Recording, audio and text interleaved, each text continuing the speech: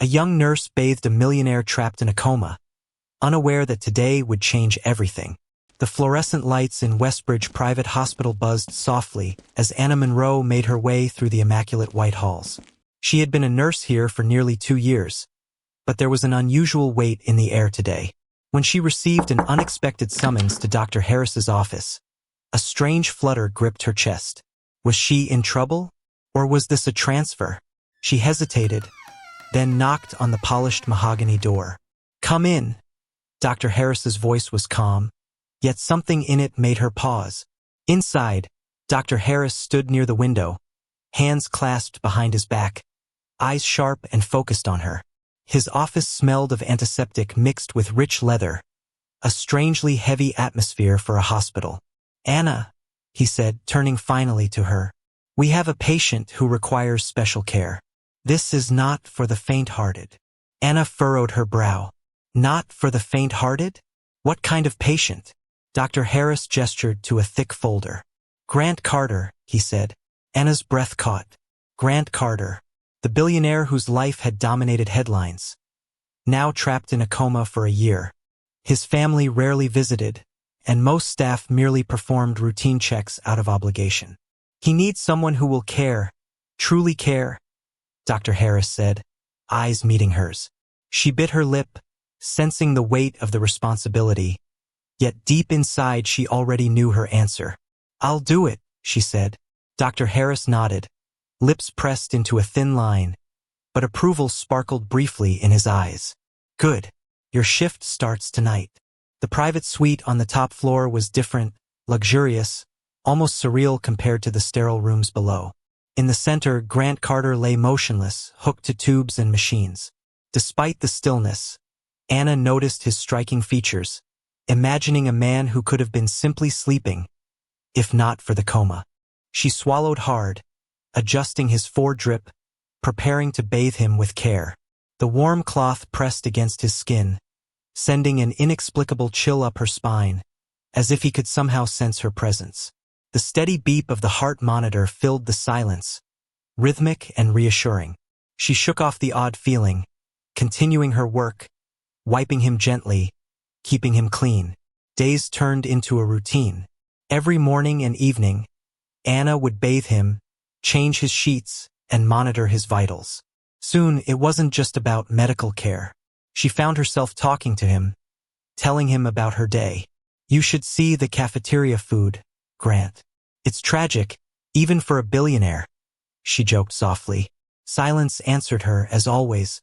Still, she continued, maybe he was listening after all. As she dipped the warm cloth into water, Anna hummed softly, talking about mundane things to keep him company.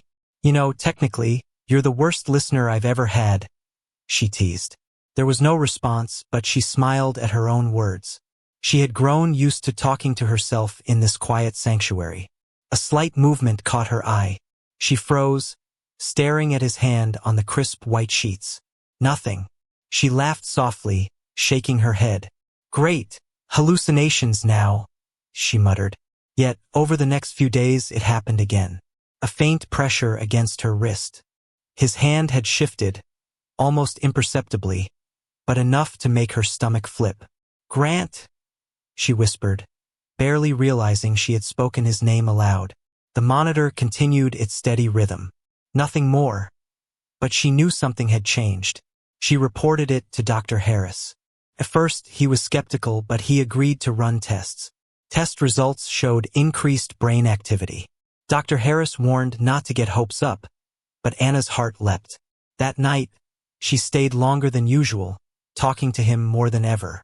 "I don't know if you can hear me, but something tells me you can," she whispered. Morning sunlight filtered through large windows, casting a warm glow on Grant's motionless figure. She rolled up her sleeves, dipping the warm cloth into the basin. "You know, Grant, I was thinking of getting a dog. Someone to listen to me who won't ignore me all day," she said. Silence. She sighed. "Okay, Rude. I was just making conversation." Then it happened. His fingers tightened around her wrist. Anna froze, breath caught in her throat. The pressure was gentle, hesitant, yet real. Her heart pounded violently. Could it be a reflex or something more? And then, impossibly, Grant's eyes snapped open. Confused, unfocused, but undeniably alive. "Anna," he whispered, his voice rough from months of silence. She pressed the emergency button instinctively. Alarm blared. Dr. Harris and a team of doctors and nurses flooded the room. Amidst the chaos, Grant's eyes found hers again. Steady, connected. Weakly, he reached for her hand, closing his fragile grip around hers. "I don't know," he murmured, "but I feel like I should know you." In that instant, months of silence and uncertainty vanished. The days after Grant's miraculous awakening were intense. Tests, therapy, and endless questions filled the hospital suite. Doctors were amazed at his recovery. Physically, he was improving rapidly. Mentally, the gaps in memory puzzled them. Grant couldn't remember the accident. Flashes, pieces, and confusion were all that remained. "Try again, Grant," Dr. Harris said gently. "What's the last thing you remember?" Grant rubbed his temples. I don't know anything. What I was doing, just flashes." Dr. Harris encouraged him. "Tell me about them, the flashes." A long silence. Then Grant's eyes closed, brows furrowed. "I remember a feeling. Something was wrong, like I was in danger." Anna stiffened. She had felt that unease too, even before he woke. There was a road headlights, then nothing. "Just black," he whispered. Dr. Harris sighed. "Trauma victims often block painful memories. They may resurface later. For now, focus on recovery." Grant nodded, frustration evident in his jaw. Anna couldn't shake the feeling that something was wrong. That night, unable to sleep, Anna went through hospital archives. She reread every detail of Grant's case. That's when she saw it. A detail she had missed before. The accident reconstruction report revealed it. The brakes failed. Not malfunctioned, not worn out, tampered. A chill ran down her spine. This wasn't just an accident. Someone had wanted Grant dead.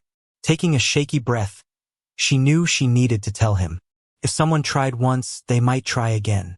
Grant's physical recovery was remarkable.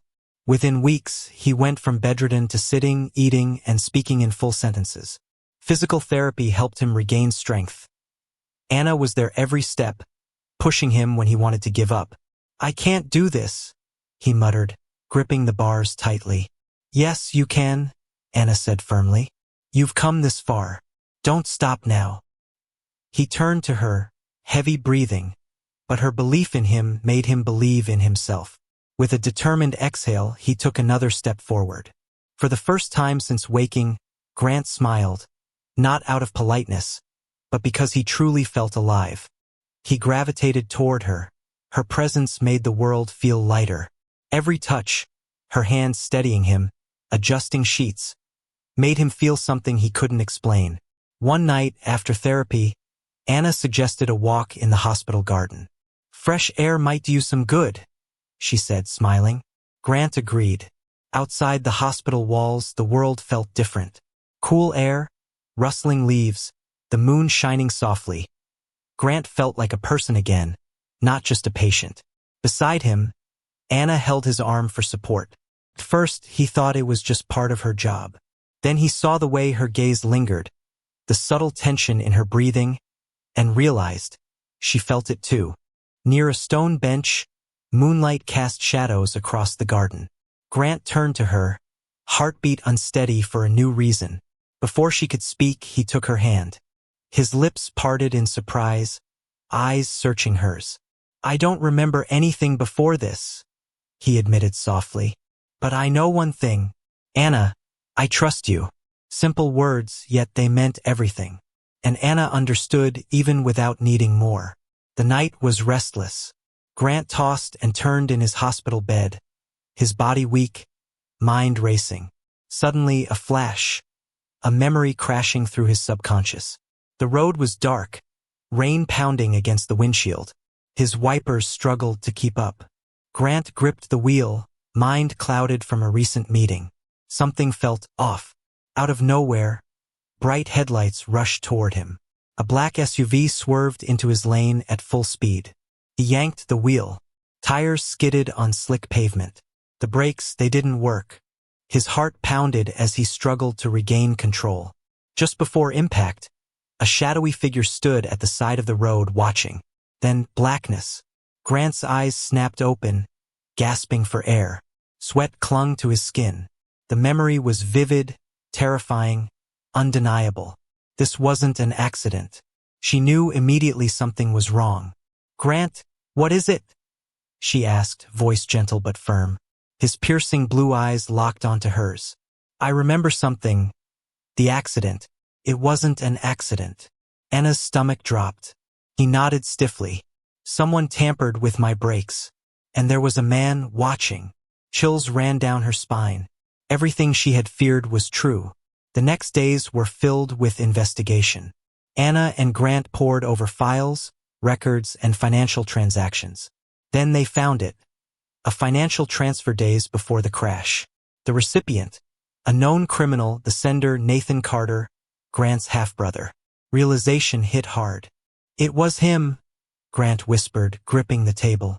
Nathan had always been jealous, always in the shadows while Grant inherited the legacy. Now he had tried to erase Grant completely. "Grant, he wanted you dead," Anna said softly, heart aching. Grant's jaw tightened. "And now he will pay."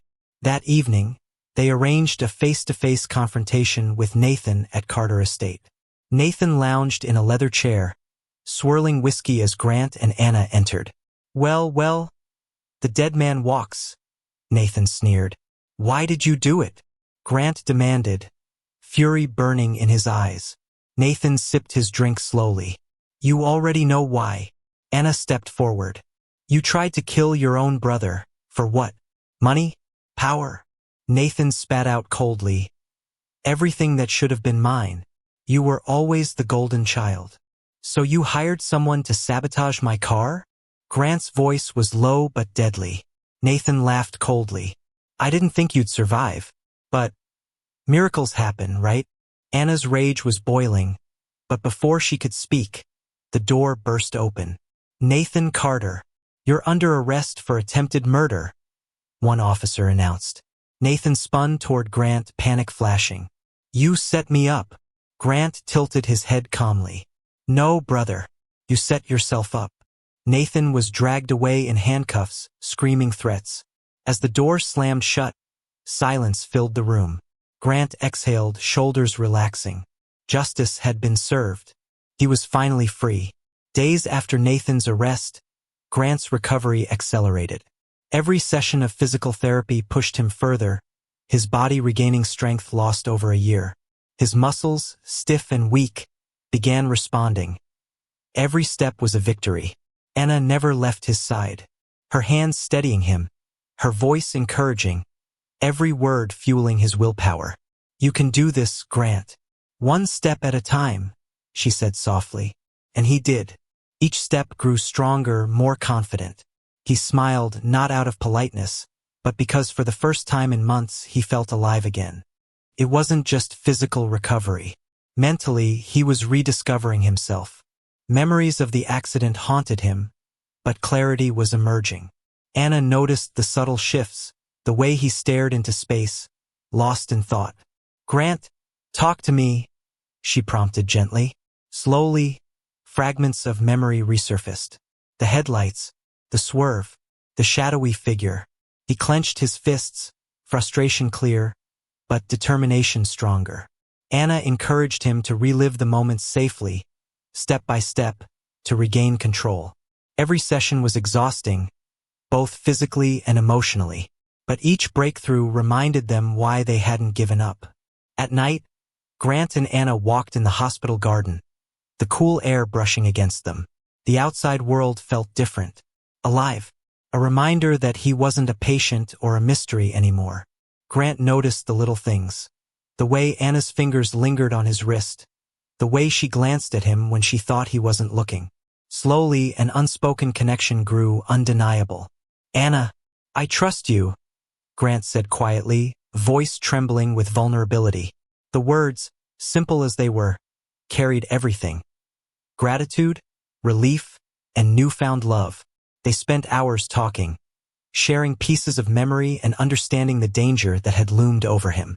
Each discovery about the accident's sabotage brought them closer, their bond strengthening under shared trauma. The next morning, Grant awoke with resolve. He was no longer just recovering. He was reclaiming his life. And through it all, Anna remained his anchor, the constant presence that kept him grounded. Each therapy session, each cautious step, reminded Grant that he wasn't alone. Slowly but surely, he began to rebuild not just his strength but his confidence. By the end of the week, Grant was walking unassisted, a feat that seemed impossible just days before. The look in his eyes was no longer fear, it was life. And in that moment, they both realized how far they had come. Grant's nights were restless, filled with flashes of memory from the accident. Every time he closed his eyes, he relived the rain, the headlights, the brakes failing. He woke up in a cold sweat, heart racing, but Anna was always there. "It's okay, Grant. You're safe now," she whispered, her voice steady, grounding him. Over the following days, he pieced together fragments of the sabotage. Every clue brought clarity, but also unease. Someone had deliberately tried to end his life.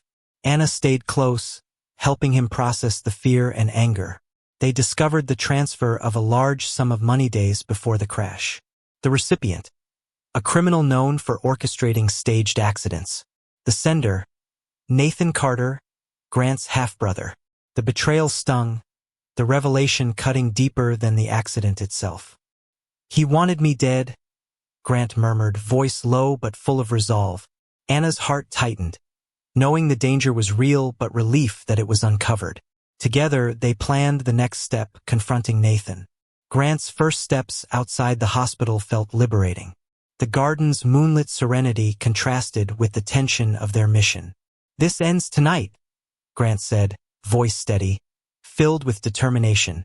That evening, they arrived at the Carter estate, tense and focused.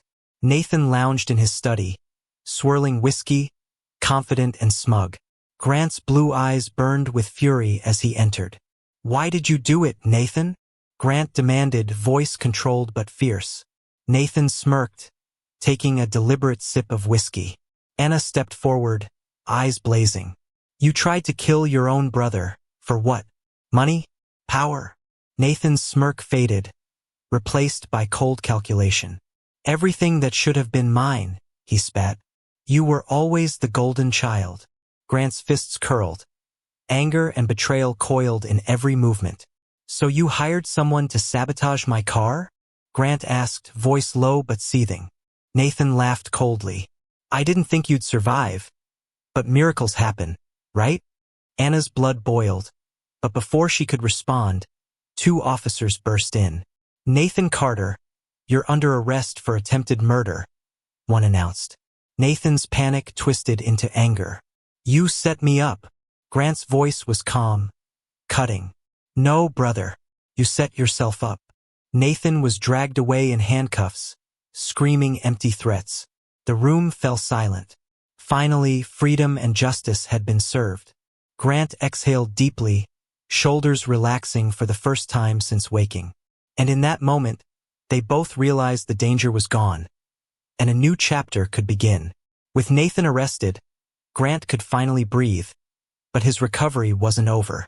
Days of therapy continued, each step forward a battle against a year of immobility. "You've come so far, Grant. Don't stop now," she said, steady and warm. Slowly, carefully, he took steps, each one more confident than the last. His strength grew, and so did their bond. Every touch, every glance carried something unspoken.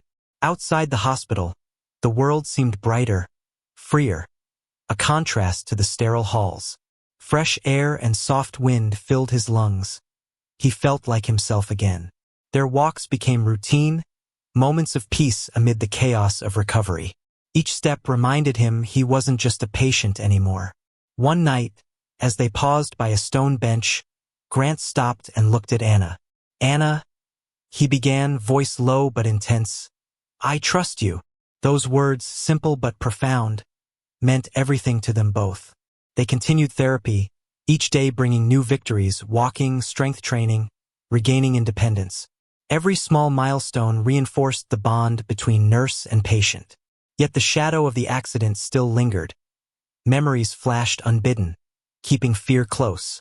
Anna's presence was constant, a steady anchor against the storm of recollection. Together, they prepared for the inevitable confrontation with the past. Every revelation made him stronger, more determined to reclaim his life.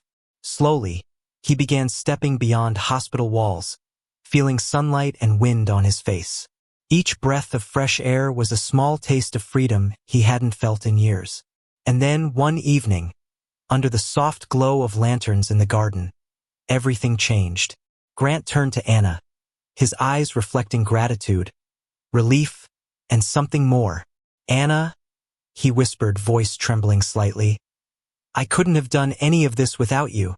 Her heart raced, realizing the depth of what he felt. That night, they walked slowly through the moonlit garden, side by side. Each step felt like a promise, silent but stronger than words. The world was quiet around them, but within, hearts beat in unison. For Grant, it was no longer just survival. It was rediscovery, and Anna was his guide.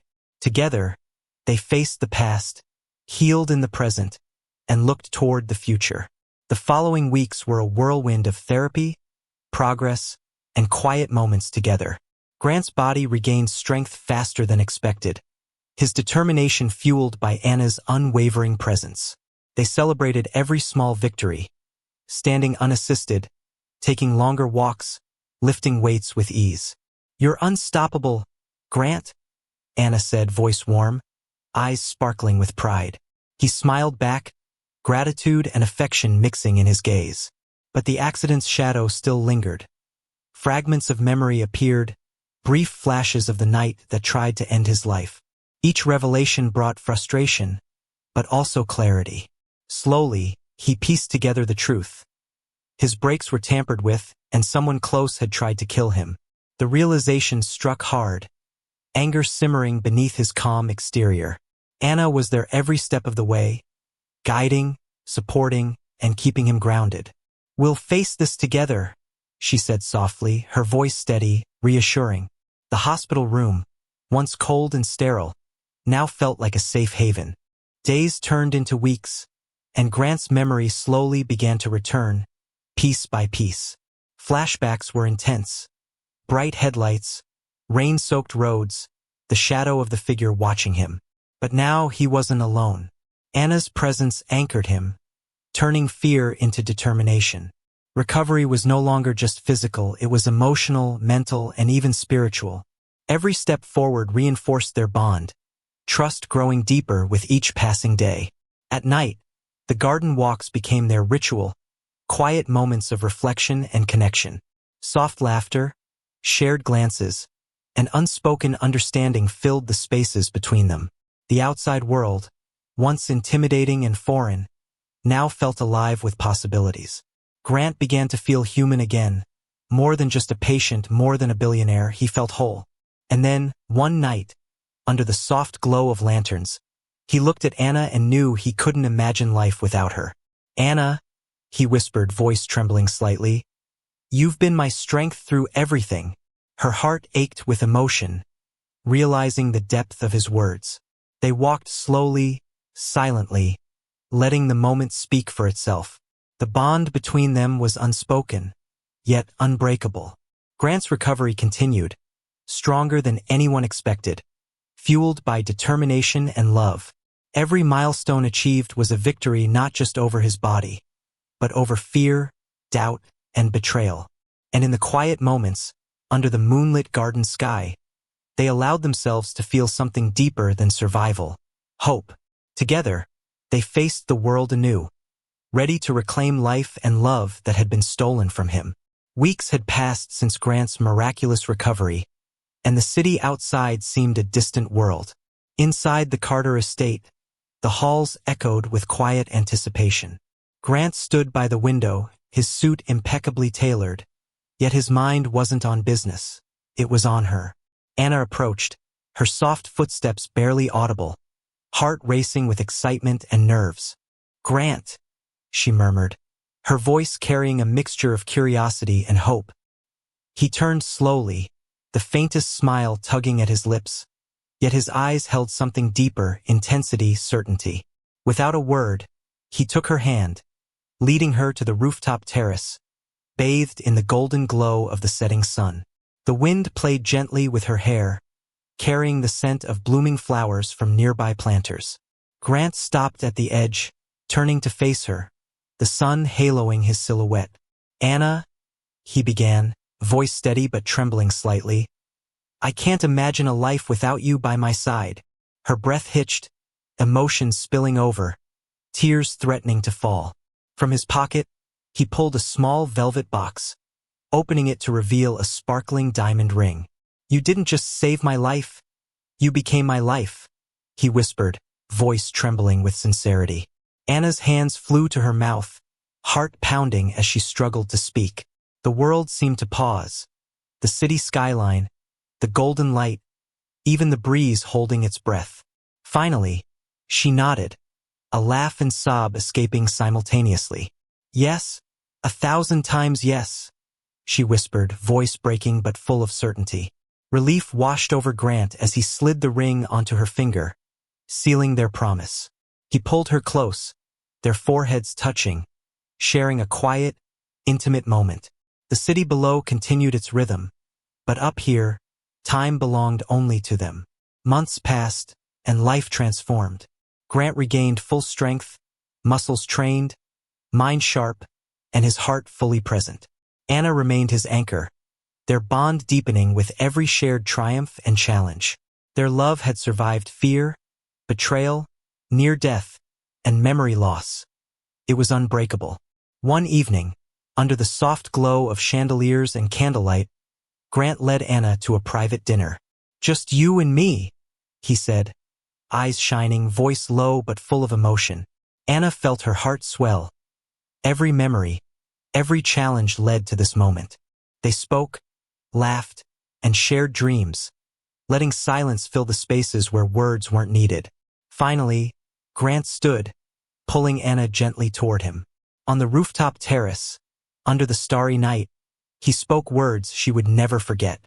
"Anna, I have everything I ever wanted, but it means nothing without you." Anna's heart overflowed, understanding that love had truly conquered all obstacles. And in that moment, they both knew this was only the beginning. The weeks that followed were a blur of planning, laughter, and tender moments. The Carter estate transformed into a wedding wonderland, every detail bathed in elegance and care. Guests arrived, marveling at the enchanting setup, but all Grant and Anna saw was each other. Anna, in a flowing white gown, stood at the grand entrance, heart racing with anticipation. "Are you ready?" whispered her maid of honor, eyes sparkling with joy. She nodded, taking a deep breath, feeling the weight and magic of the moment. And there he was, Grant, at the altar, dressed in a classic black tuxedo, looking at her like she was the only person in the world.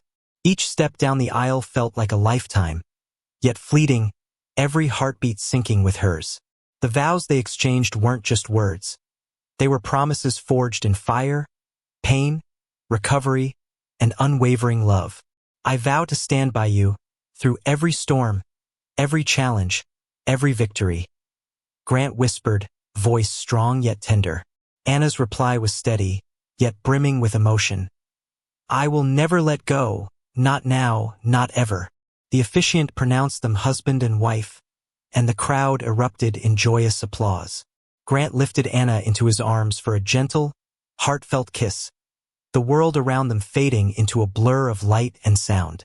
That night, under a canopy of stars, they walked through the gardens, hand in hand, savoring the first moments of their life together. "I thought I had everything before I met you," Grant murmured, voice soft, devoted. Anna rested her head on his shoulder, heart full, mind at peace. Finally home, finally with him. The golden glow of the setting sun bathed them in warmth, a silent witness to their love story. No hospitals, no loneliness, no fear. Only love, trust, and a future built together. Time seemed to stretch and pause, the world reduced to just two hearts beating in unison. From the hospital room to this garden of light, every challenge they faced had led them here. Love had endured, stronger than memory loss, betrayal, or near-death experiences. As they stepped forward together, Anna knew this wasn't the end. It was the beginning of everything they had dreamed of. Their story became a testament. True love isn't just about finding someone. It's about standing by them through every storm. Anna never gave up, and Grant never forgot the one who had saved him. His anchor, his light, his forever. Together, they embraced life fully, knowing that love, not wealth or power, had truly saved them. And as the music played softly in the gardens, they shared their first dance as husband and wife, a symbol of triumph, hope, and unbreakable love. A perfect frame for a love story that began in the most unexpected way. And so, under the stars, with hearts entwined, Grant and Anna stepped forward into forever, a love story for the ages.